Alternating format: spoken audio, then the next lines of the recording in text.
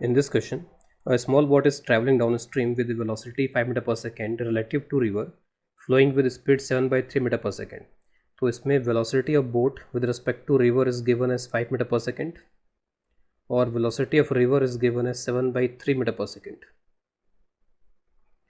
It encounters a log floating in the river at some distance from itself. It turns by an angle of 37 degree and just crosses the edge of the log after 8 seconds.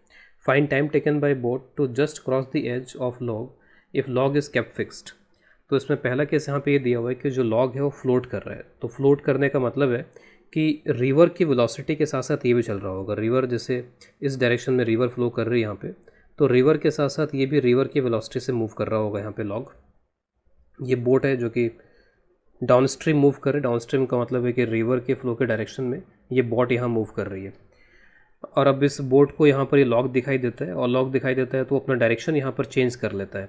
और change कुछ इस तरीके से करता है कि 37 degree से turn ले लेता है यहाँ पर.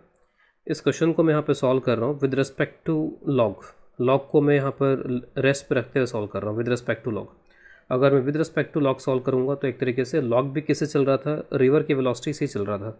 तो विद रिस्पेक्ट टू लॉग बोला जाए या फिर विद रिस्पेक्ट टू रिवर बोले, दोनों बात बराबर ही होंगी फिर यहाँ पर.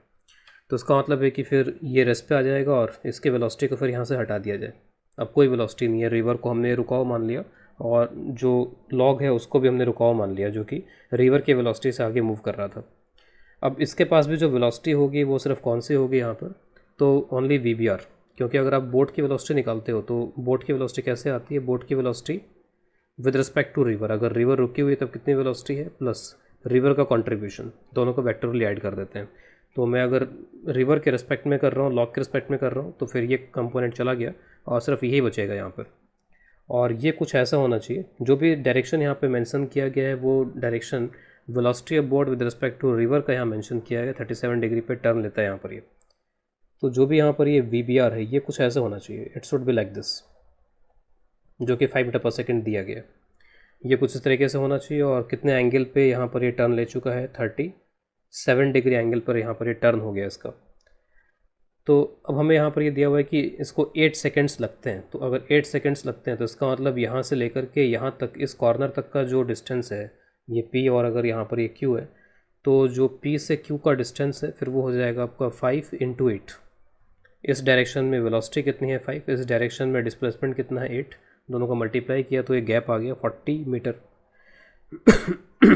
तो 40 मीटर का गैप है यहाँ पे P और Q के बीच में. ये कैलकुलेट कर लिया हमने इस इन्फॉर्मेशन से. इसके बाद जो सेकंड केस है, सेकंड केस में लॉग को किसी तरीके से वहाँ पे फिक्स रखा गया. लॉग का कोई मूवमेंट यहाँ पर नहीं हो रहा, there is no movement of log. अब मैं कंप्लीटली ग्राउंड के रिस्पेक्ट में इसको सॉल्व कर रहा हूँ. तो विद रिस्पेक्ट टू ग्राउंड या with respect to lab frame यहाँ पे सॉल्व कर रहे हैं इसको. तो ये ऑटोमेटिकली आपके बार फिक्स हो चुका है. इसको फिक्स कर दिया गया यहाँ पे, इसको फिक्स कर दिया गया है. और रिवर की वेलोसिटी का ये डायरेक्शन है तो इसके वेलोसिटी में अब दोनों ऐड होंगे. यहाँ पे VBR भी होगा और VR भी होगा. VR तो इस डायरेक्शन में रहेगा यहाँ पर.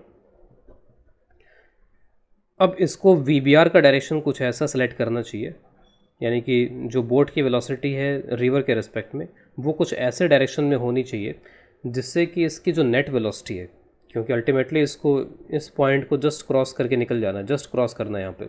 तो इसकी जो नेट वेलोसिटी है वो तो इस डायरेक्शन में होनी चाहिए, तभी ऐसा हो पाएगा.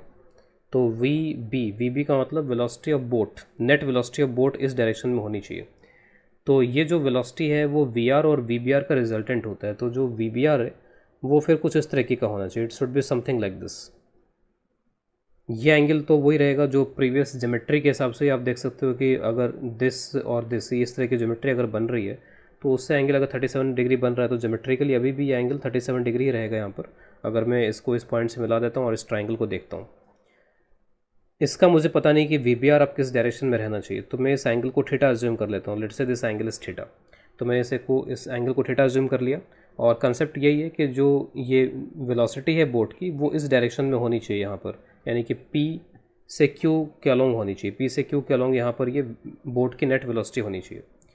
अब इसको सॉल्व करने के अपने कई सारे तरीके हो सकते हैं, जिसमें एक तरीका यहाँ पर ये हो सकता है कि मैं चाहता हूँ कि नेट वेलोसिटी इधर हो. इसका मतलब है कि इस डायरेक्शन के परपेंडिकुलर कोई वेलोसिटी नहीं होनी चाहिए. इसका मतलब तो मैं इस वी बी का जो डायरेक्शन है, जो पी क्यू है, पी क्यू के परपेंडिकुलर यहाँ पे देख लेता हूँ। This is perpendicular to P Q. तो परपेंडिकुलर टू पी क्यू की वेलोसिटी का कोई कंपोनेंट होना नहीं चाहिए। तो no component, no velocity, perpendicular to P Q, ऐसा होना चाहिए यहाँ पर, तभी वो पी से क्यू तक पहुँच पाएगा। तो इस पी क्यू डायरेक्शन में यहाँ पर वी बी आर का कंपोनेंट आएगा, V B R sine theta, theta हमारे लिए अननोन है यहाँ पे।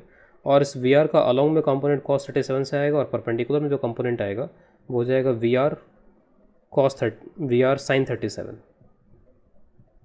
इन दोनों कंपोनेंट्स को अगर बराबर कर दिया जाए तो दोनों अपोजिट हैं और कैंसिल हो जाएंगे यहाँ पे। तो इसके लिए V B R sine theta must be equal to V R sine 37। यहाँ से आप साइन थीटा निकाल सकते हो। साइन थीटा इस सारी वैल्यूज़ आप पुट कर लो। जो वी आर की वैल्यू हमारे पास में है वो है 7/3, जो वी बी आर की वैल्यू है वो है 5, और साइन 37 की वैल्यू हो जाती है 3/5। तो यहाँ से आप देखोगे कि 3 और ये 3 कैंसिल होंगे और 7/25 हो जाएगा। तो एक अच्छी सी वैल्यू आ रही है यहाँ पे, sine theta is equal to 7/25। अब इसके बाद में आगे अब हमें टाइम निकालना है, पी से क्यू तक पहुँचने में टाइम निकालना है। तो मुझे पी से क्यू का डिस्टेंस पता है कि डिस्टेंस यहाँ पे कितना है, 40 मीटर के बराबर। मुझे अब इस डायरेक्शन में नेट वेलोसिटी चाहिए, यानी कि वी बी कैलकुलेट करना होगा। तो जो वी बी है वो यहाँ पर हो जाएगा वी बी आर, इसका cos theta component V B R cos theta, और वी आर का भी cos theta component V R cos 37। तो वी बी आर की वैल्यू है आपके पास में वी आर वगैरह, कॉस थीटा यहाँ पे कितना हो जाएगा, साइन थीटा अगर 7/25 है तो कॉस थीटा की जो वैल्यू है वो 24/25 हो जाएगी। अगर आप इन सभी को यहाँ रख दोगे तो वी बी मिल जाएगा आपको 20/3 मीटर पर सेकेंड। और एक बार ये आ गया तो फिर टाइम निकालना आसान है। यहाँ पर टाइम इज़, तो कितना डिस्टेंस ट्रैवल करना है इस डायरेक्शन में, इसको 40, और वेलोसिटी कितनी है 20/3। तो ये 2 हो जाएगा, 3 ऊपर पहुँचेगा, मल्टीप्लाई हो जाएगा 6 सेकेंड। तो 6 second is the final answer.